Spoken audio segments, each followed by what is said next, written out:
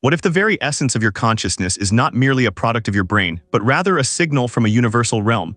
Welcome to What If It's All a Game? Today, we delve into the intricate layers of consciousness, exploring the thought-provoking theories of Freud, Jung, and beyond. As we embark on this journey, we will challenge our understanding of reality and the self. We will uncover the depths of the unconscious mind and how it shapes our thoughts, behaviors, and perceptions.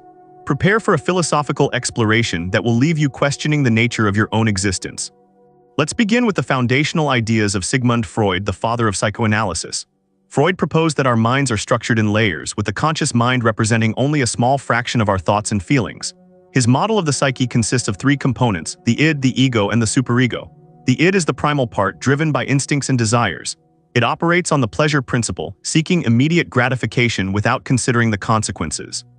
The ego, on the other hand, mediates between the id and the external world, functioning on the reality principle. Finally, the superego embodies our moral standards and ideals, guiding our behaviors according to societal expectations. Freud's theories illuminate how much of our behavior is influenced by unconscious motives we may not even be aware of. He famously stated that the mind is like an iceberg; it floats with 1/7 of its bulk above water. This metaphor highlights that the vast majority of our mental processes occur beneath the surface of conscious awareness. But what if Freud's view is just the beginning? Enter Carl Jung, a former disciple of Freud who took a different approach to the unconscious. Jung believed in the collective unconscious, a shared reservoir of experiences and archetypes common to all humanity. He introduced concepts such as the persona, the shadow, and the anima animus. The persona represents the social mask we wear in public, while the shadow encompasses the darker, unacknowledged aspects of ourselves. Jung argued that integrating these elements is crucial for personal development and self-realization. Jung's perspective invites us to consider how these archetypes might influence our thoughts and behaviors.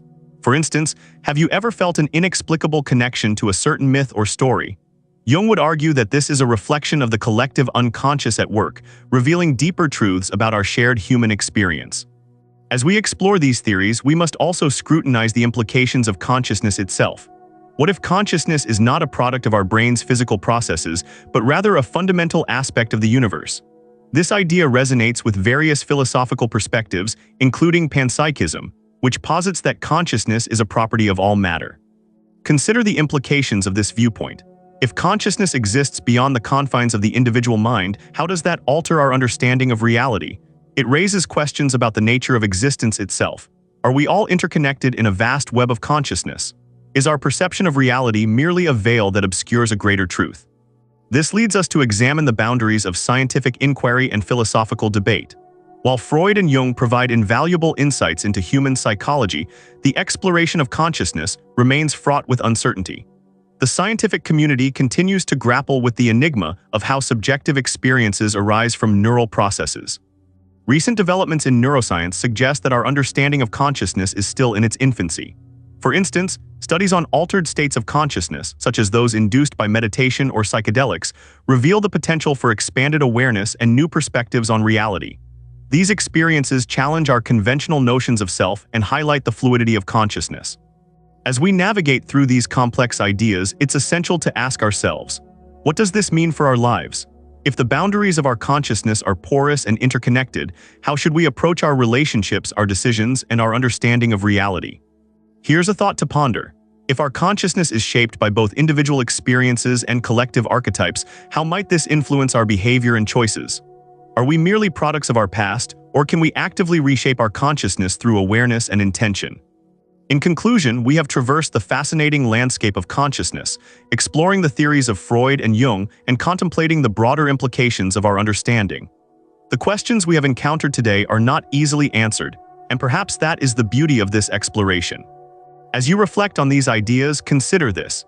If our perception of reality is so deeply intertwined with the layers of our consciousness, what does it mean to truly understand ourselves? What new dimensions of self-awareness might you uncover as you continue your journey of introspection?